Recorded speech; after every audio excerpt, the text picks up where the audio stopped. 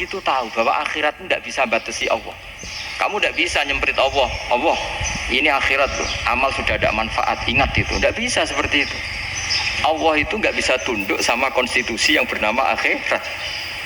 Artinya Allah meskipun di akhirat tetap duwe hak yaf'alu ma yasa atau yaf'alu ma yurid. Nggak bisa kamu terus wah ini akhirat, amal ra iso dikirim wong mati, amal ra iso dikirim. Yo pangeran kok mbok atur. Makanya ada kiai mengatakan kodok qadar ra iso dirubah, itu kamu. Makanya ada seorang kiai ditanya, kodok qadar ra iso dirubah sekali dicatat selesai. Jadi kiai tadi, tapi nak Allah iso. Dalile apa yang huwa ma yasa wa yusbit. Nak Allah ya iso, sing ra iso kan kita. Nah, Nabi itu tahu betul meskipun akhirat itu Allah masih bisa dinego saking baiknya.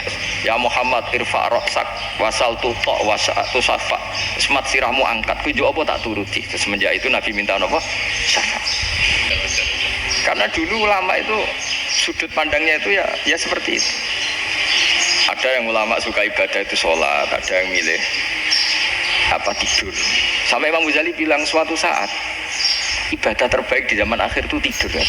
Sholat saja kalah sama tidur kan. Tapi itu loh ya, yang wajib tetap loh, terus kamu gak sholat wajib. Begini beliau mencontohkan itu. Ada orang sholat tahajud terus obsesinya itu ingin hajatnya terkabulkan. Sementara yang tidur obsesinya nikmati rahmatnya Allah, boleh tidur, bisa tidur. Kata Imam Ghazali, timbang kita tahajud terus nuntut pangeran atau turu kata. Mergo engko di akibat terus setan memberi bisikan, lu nyatanya kamu tahajud ya gak terkabul. Berarti cerita bahwa Nabi ngendikan kalau doa tahajud mustajab enggak. Daripada ngono kayak turu ora tau donga. Timbang abri-abri Islam ya, timbang ngelek-ngelekin apa? Islam. Jadi ulama itu mulai dulu itu sudah berpikir. Banyak orang menjadikan tahajud salat malam itu media untuk hajatnya. Dan kalau gak kesampaian ini mutung. Nyalahkan kiainya ijazah ramanti. Macam daripada ngono ora usah apa? Tahajud turu wae. Dan jenis kayak ini tuh banyak. Makanya ulama kayak saya itu saenake dhewe itu ya jarang. Saya sering didolani muhibbin terus bilang, "Gus, saya doakan gini-gini saya mau nyalon bupati atau saya gini." Saya bilang, "Gak waduh orang donga ora mandi darani ulama dongane ra mandi." Nak mandi kamu jadi bupati tetap nganggep karena beli. Sopo sing ora bupati saya juga beli. Ribet kan? Ketika mereka jadi ngunsurkan doa kamu apa karena kemarin beli? Yang beli maksudnya nggak beli nggak usah tersinggung. Jadi ribet ngadepin. Nggak artinya gini loh, boyo doa itu jangan dipakai begitu. Kalau minta nasihat, tak nasihati jadi bupati yang baik, gubernur yang kalau minta doa itu resikonya. Akhirnya kiai kalau diminta doa ya doa, sebenarnya diisinya itu nggak doa kemenangan. Itu nggak selamat gitu. Karena ribet. Makanya Islam itu doa itu setelah iman. Aturan iman benar baru doa. Aturan iman benar termasuk Allah itu yaf'alu ma yasha, boleh melakukan yang dikehendaki. Allah nggak boleh terdikte oleh doa kita, nggak boleh. Ya saya ulang lagi ya, mazhab Hasan Asy'adili ini khas kita. Jadi la ilaha illallah itu didahulukan sebelum istighfar. Tapi kebalikannya mazhab Imam Sanusi itu dibalik. La ilaha illallah itu kalimat yang sakral. Karena yang sakral dibutuhkan muqaddimah, yaitu yang melafadzkan harus yang sudah bersih, yang sudah steril baru melafadzkan la ilaha illallah. Maka dalam mazhab Sanusi ya istighfar dulu baru la ilaha illallah. Nah, cara mazhab Abu Hasan Asy'adili kebalikan, istighfar itu sah setelah sahnya tauhid. Kamu ikut mana dulu? Asy'adili apa Sanusi ya? Alhamdulillah sama-sama tidak paham ya sudah. Alhamdulillah sudah. Ya saya nggak kemana-mana kan. Jadi apa ya? Terus ini saya teruskan ini biar khas pesantren atau khas NU lah, kalau bahasa Pak Rektor khas NU. Ini Ben sampean tahu beberapa perbedaan itu lazim halaman 24. Ya, halaman 24 sama 25 tak baca, ini masih orisinil. An Sufyan bin Uyainah, ini juga gurunya Imam Syafi'i. Kata Sufyan bin Uyainah, beliau cerita kana Isa wa Yahya alaihi salam ya'tiyanil qaryah fayas'alu Isa an syirari ahliha wa yas'alu Yahya an khiyari ahliha. Jadi Nabi Isa dan Nabi Yahya itu satu generasi, sama-sama masih muda. Kalau di satu kampung yang Nabi Yahya tanya, ini keluarga terbaik siapa? Saya mau nginap di situ karena kumpul orang baik itu nyaman. Kalau Nabi Isa kebalikan, keluarga terburuk mana ya, saya tak di situ. Nah, terus akhirnya faqala lahu Yahya lima tanzilu ala syirarin nas. Kenapa kalau kamu bermalam kok malah kumpul orang-orang yang nakal? Innama ana tabibun udawil mardo. Saya ini nabi, para dokter, di mana-mana dokter yang ngumpuli yang sakit, ngobati yang sakit. Makanya di NU itu ya banyak Ki Jazab mengumpuli yang nakal-nakal. Nak tepak yang ngentas yang nakal, nak tepak ya katut. Ini adu nyali lah sudah gitu. Tapi itu ada ilmunya, yaitu niru Nabi siapa? Isa. Kalau kamu dokter penelitian itu cari daerah yang banyak pandemi apa yang bersih? Yang banyak pandemi, karena yang namanya penelitian ya di situ kan. Kalau kamu dakwah ngentas kemiskinan, ke daerah miskin apa daerah kaya? Nah, sama kalau ngentas kefasikan, ke daerah fasik apa daerah orang soleh? Fasik. Ya, tapi itu Nabi Isa. Nah, kalau kamu tidak Nabi kan potensinya kan gitu. Tapi setidaknya bahwa kita sering disalahkan karena punya beberapa tokoh yang ngancani fasik-fasik, itu sebenarnya ada dalilnya, yaitu Nabi siapa? Isa. Nah, terus masalah tegas dan lunak. Ketika ada mahasiswa misalnya pacaran, boncengan lanang dan perempuan, itu pilihan kita apa? Kalau tegas, terus gak mau mendengar kita. Misalnya gini, contoh gampang, tak beri contoh Pak D. Jangan orang tua, nanti secara fikih itu beda. Nah ini kan kita orang pesantren, biasa ngaji fikih detail. Kamu Pak D seorang perempuan, mahasiswi misalnya sering pacaran. Setiap ke situ sama pacarnya kamu diam saja. Padahal kamu dosen keislaman. Mesti pawanaan kamu nyimpulkan, ternyata pacaran itu tidak apa-apa. Buktinya Pak D itu tidak negur, menengah. Ini berarti as-sukut alal mungkar. Tapi kebalikannya, Pak D ini terkenal keras. Nak rono mesti ada kuponaan. Akhirnya yura rono. Mau ngerti nak mesti diamu. Nah, dua orang ini sama-sama gagal kan? Yang lunak menjadikan ponaknya pacaran terus karena enggak negur sehingga dikira membolehkan. Sing keras juga enggak sempat bina wong rono era wani.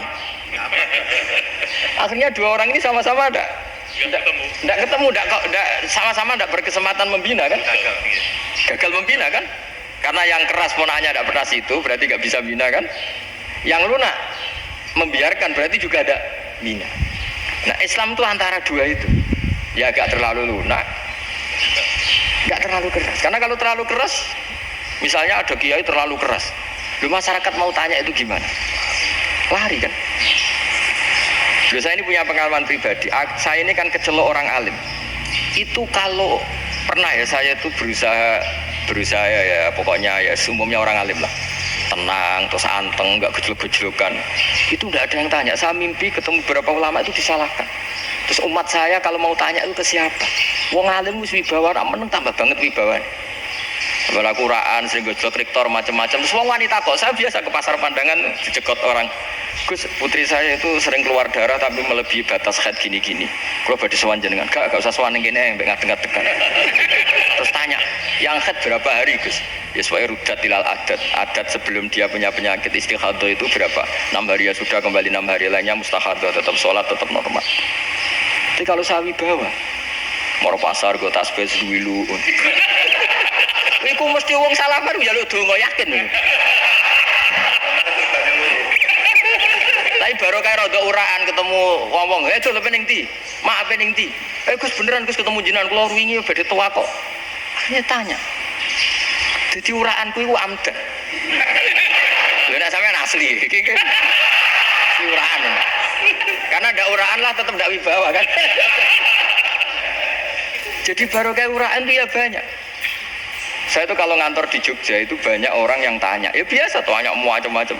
Karena saya uraan.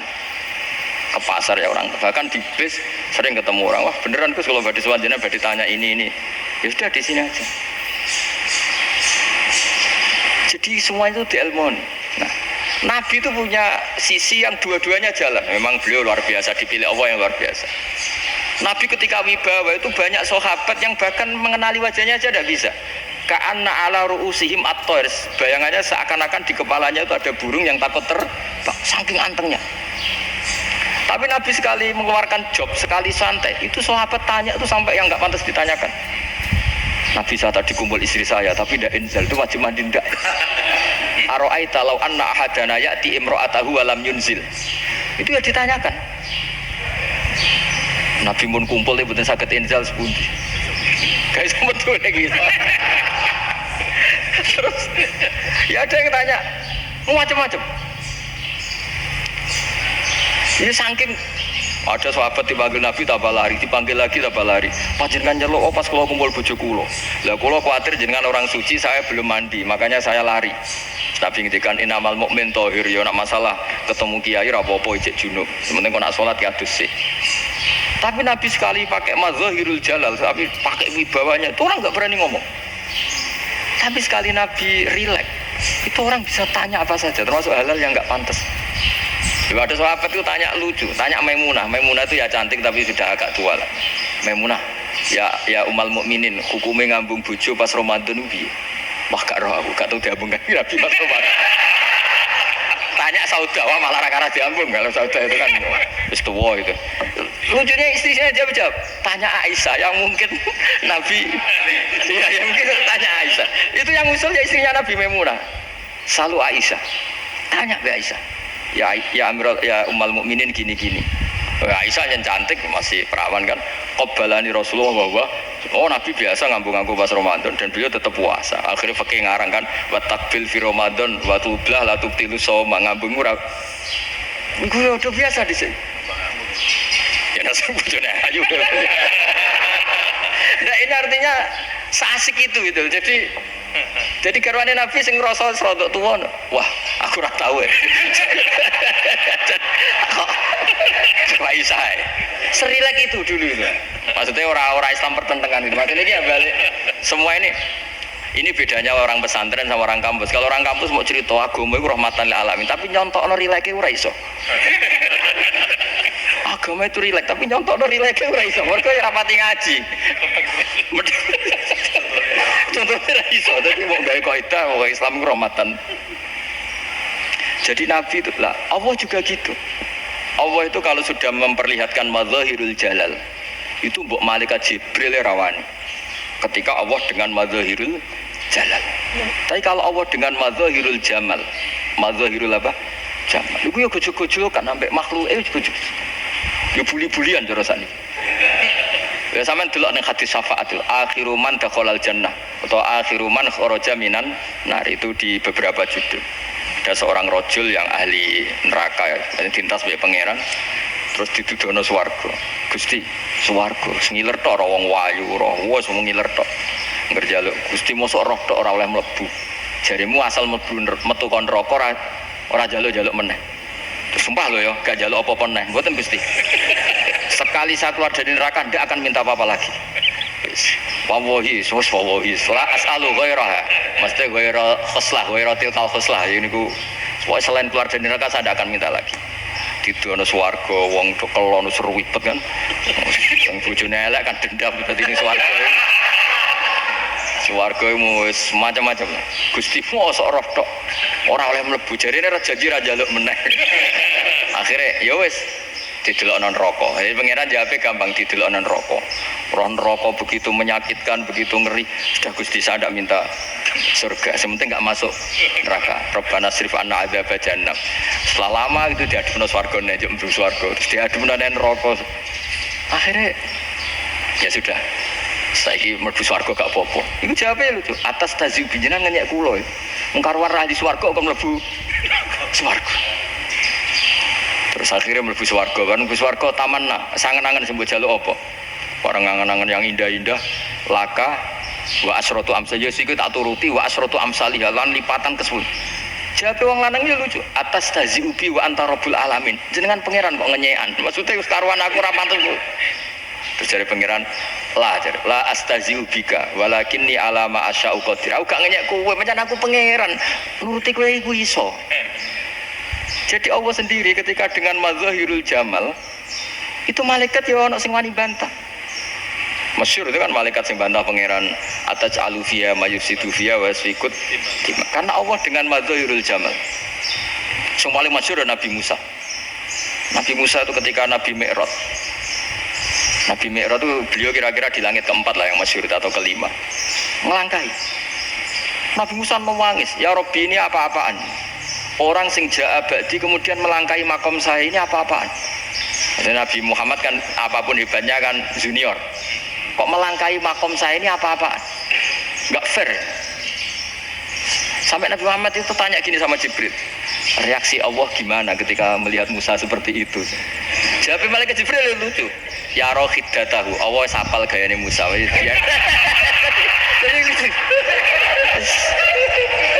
Ya dibiarin aja sama Allah. Tapi jenenge Nabi Musa itu kekasihnya Allah, tetap berkah bagi kita. Betul. Ketika setelah Mi'raj diwajibkan sholat 50, gendena Nabi Musa kelihatan nabinya. Sebenarnya Nabi Musa itu sebetulnya loh, gak menguntungkan kita sebetulnya. Tapi yang menguntungkan, sebenarnya tidak niat menguntungkan kita, tapi menguntungkan. Nabi Ibrahim kan di langit ke-6, keren. Konti jong ketemu Allah ngeten-ngeten kan sholat 50. Karena Nabi Ibrahim terkenal Nabi baik, tidak bantah. Bareng Nabi Musa, kenapa diceluk pengira? Aku akan sholat ping 50. Inna ummataka la tutiku dalik. Wah, gak kuat umat. Serai-rai ke umatmu orang ngarah 50. Tapi sebenarnya Nabi Musa itu niatnya bukan membela kita.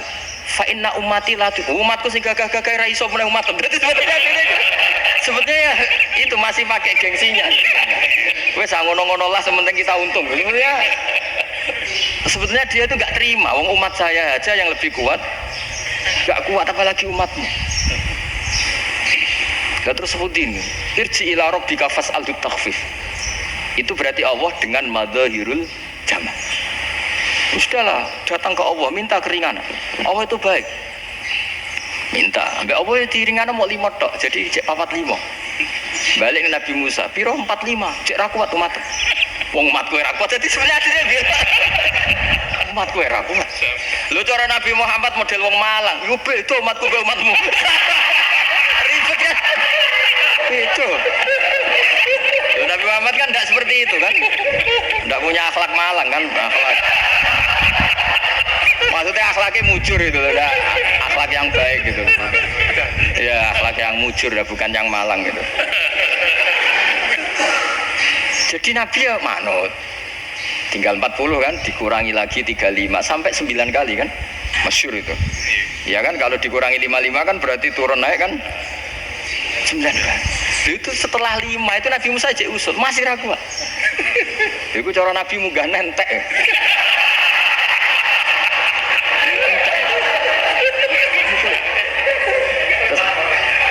Iya ada tuntas betul. Sebebas. Terus munggah adu-adu lapo. Apain itu. Akhirnya Nabi Muhammad sudah sampun ya kalimah Allah, saya ini malu sama Allah Musa. Sudah 9 kali dan diturutin terus. Jadi Allah kalau dengan madzahirul jamal itu Nabi Musa biasa nego sama Allah. Tapi ketika Allah dengan madzahirul jalal itu Nabi Musa enggak berani. Yaitu di hadis syafa'ah. Hadis syafa'ah ketika manusia datang ke Nabi Adam, ya tuna Adam. Ya Adam anta abul basar ngene isfa'li ana inda rabbik. Kamu saya minta mensafaati kita. Nabi Musa, Nabi Adam, inna rabbi qad ghadibal yawma ghadaban lam yaghdab qablahu mislah wa la yaghdab ba'dahu mislah. Ini Allah sedang murka besar dan tidak akan murka seperti ini lagi.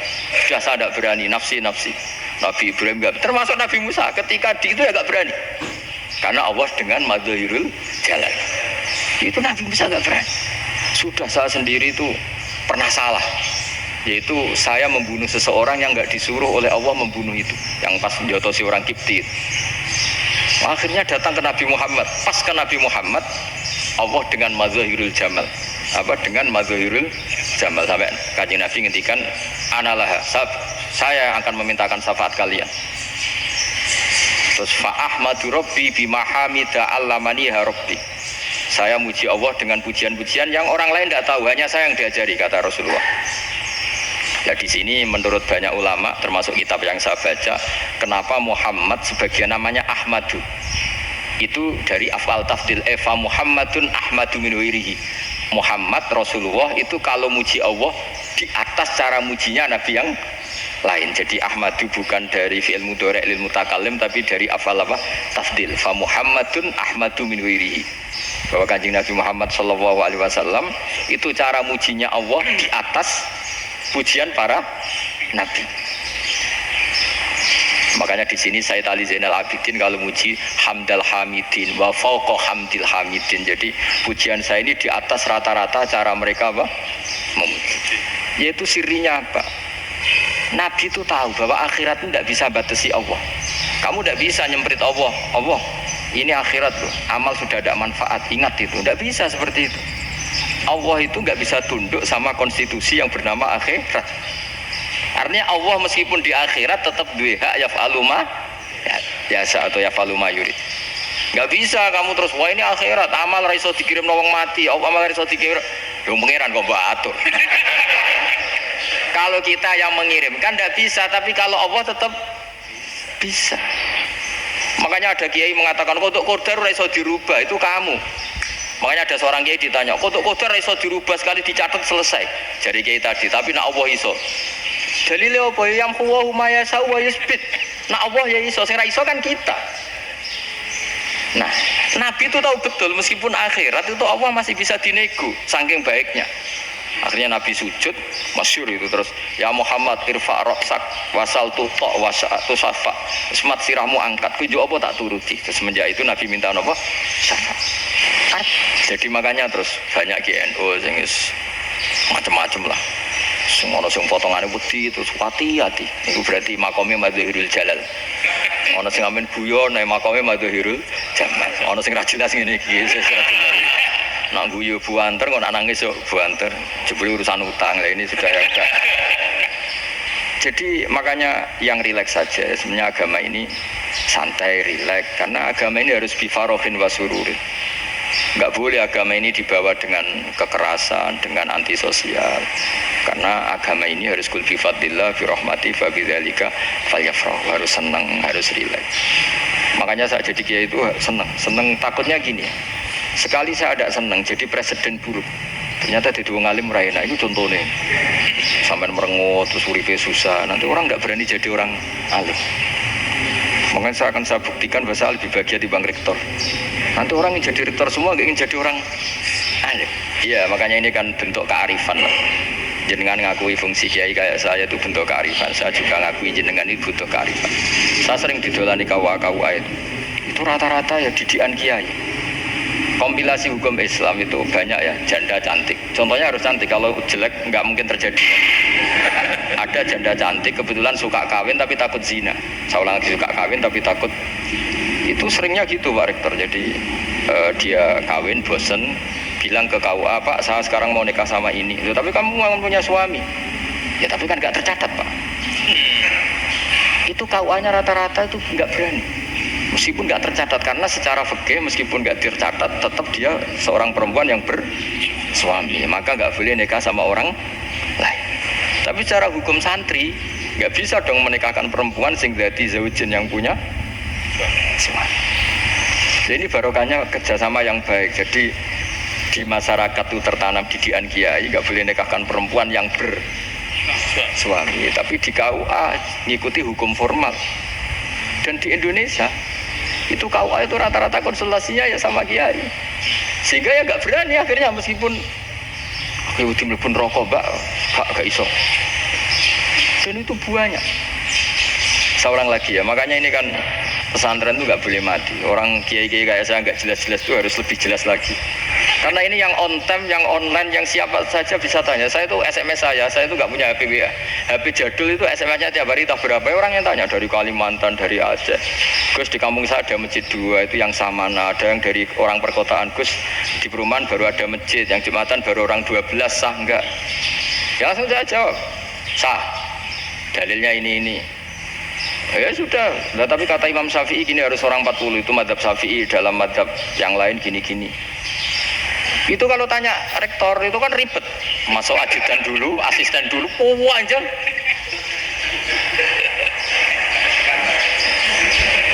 Wah itu kan ribet kan? Memanggil dosen dekan VAI dipanggil, dekan VAI nggak mau langsung jawab, cari dosen yang nekuni itu. Usul fikih saya nakuni itu baru seminar, nunggu dulu Mbak ini orangnya baru. Kok panjang ya? Bisa tutup Islam kalau kesuwen. Coba kalau tanya kiai kan enggak ketemu di jalan. Dulu Mbah Zubair kata Mbah Mun. Saya termasuk santri yang diapresiasi Mbah Mun. Dhisik Mbah Zubair ya ngono, anak nong takok pesuwan gak oleh. Gak takok ning kene. Jangan biasa ditanya orang ngadeg-adegan. Ya alhamdulillah ilmunya cukup, kalau gak cukup ya kok sih. Jadi sebetulnya orang sopan itu ya agak-agak ada yang ditutupi sebetulnya. Buatan prayogi teng dalan nginjang mawon mati. Sebetulnya ya sebetulnya ya coba sebetulnya memang ilmunya agak cukup gitu. Tapi itu sebenarnya secara fikih itu haram, menunda itu haram. Yo haram tuh, coba bayangkan ya kalau tanyanya sekarang, Gus saya ini sudah keluar darah 1 bulan penuh, padahal normalnya hanya 6 hari. Saya nanti sholat enggak? Kalau ninjang mawon dugi kula. Berarti kan hari ini belum ada keputusan. Sholat apa enggak kan? Tapi karena modus tadi, boten prayogi nggih ngendikan ngoten teng dalan ninjang dengan itu kemungkinannya 2, sopan atau goblok itu saja. Kayaknya kalau sopan enggak lah. Kayaknya enggak lah kata sih. Karena secara fikih itu jelas haram. Bagaimana mungkin suatu yang harus dipraktekkan nanti duhur dijawab besok, berarti duhur asar sampai subuh belum ada jawaban, berarti gak ada sholat kan. Makanya dibutuhkan orang-orang alim yang kultural seperti ini, dan NU menghormati kultural. Tapi Mbak Mun juga sangat menghormati Islam formal, karena tadi produk-produk formal itu bisa dilembagakan oleh negara, dan itu kita ikut untung. Makanya Mbak Mun itu kalau punya tamu KUA, punya tamu polisi sampai pejabat itu. Kenapa saya contohkan KUA? Supaya jangan kira seperti pendapat orang-orang hasud, wah mesti aja disolani presiden seneng, menteri seneng, enggak juga. Sebenarnya semua kiai itu mulai KUA sampai polisi, polsek, polres itu seneng semua, karena sama-sama diajak mengawal bangsa ini, diajak mengayomi semua masyarakat. Tapi kadang-kadang masyarakat ngeritiknya, jenis kiai disolani menteri ya seneng presiden, yang semua kiai itu ya mulai KUA, kapolsek, kepala desa, RT, mudin. Itu mudin kalau tanya ya lucu-lucu. Gus kalau nate nyembelih pitik kemanian, pitik gue gede man. Akhirnya Gus ngerti nak kemanian langsung tak sebelah benda terusane gue satu. Ribet. Emang ya tak jawab, lah pitiknya masih gue cek urip to orang. Terus urip Gus, wis sah cara madzhab Malik kerja urip. Karena itu ada perdebatan antara madzhab Malik dan madzhab Syafi'i. Nah, cara Imam Syafi'i itu agak ketat. Hewan yang punya kehidupan sudah mutoribah, misalnya ayam jago, contohnya harus jago, karena kalau ayam kecil diikhlaskan haram. Jadi yang cilik wae kan. Fikih itu ya, fikihnya orang Indonesia itu pecundang. Kalau ayam kecil nggak ditanyakan, mate ra wis. Kalau jago, jago ditabrak truk kejet-kejet. Andai kan nggak disembelih pun mesti mati. Itu cara madzhab Syafi'i itu haram. Karena penyembelihan ini tidak menjadi penyebab kematian, tapi memang karena kecelakaan tadi. Cara madzhab Imam Malik enggak. Andai kan enggak disembelih, matinya kan 2 menit lagi atau 1 menit lagi. Andai kan enggak disembelih, berarti mati sekarang itu bawaan pisau apa bawaan kecelakaan? Ya sudah halal gitu caranya. Nah akhirnya ya saya bilang ya sudahlah kita semuanya mati. Jadi cara debat, cara Imam Syafi'i enggak, cara berpikir itu sudah tidak kehidupan yang normal. Yang dimana-mana penyembelihan itu mematikan yang hidup normal, jadi agak ketat. Sehingga dalam contoh kemanian, kalau dalam bahasa Jawa nyembelih agak sempurna terus pesonya jatuh atau apa itu, kalau pakai madzhab Syafi'i agak kesulitan. Jadi kalau madzhab Malik asal diselesaikan secara fauron, dan juga sebagian madzhab Syafi'i itu halal. Nah orang mesti tanya gitu, Gus, wedhusku tabrak truk, eman Gus kejet-kejet. Tapi nak pitik cilik ra ditakok. Makanya termasuk kritiknya Mbah Mun, tapi ini madzhabnya Mbah Mun deh. Kamu boleh ikut boleh ndak, karena ini urusan ndak penting. Jadi wong-wong lucu. Nak ditakoki yuyu muni haram mergo amfibi. Yuyu ngerti ya, Man? Yuyu nggih. Tapi nak ditakoki kepiting muni halal. Mergo nak yuyu haram gak eman, nak kepiting eman. Padahal alasannya coba, kenapa yuyu haram?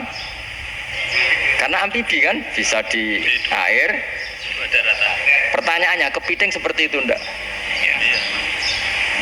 Nah, tapi kepiting kalau haram kan eman.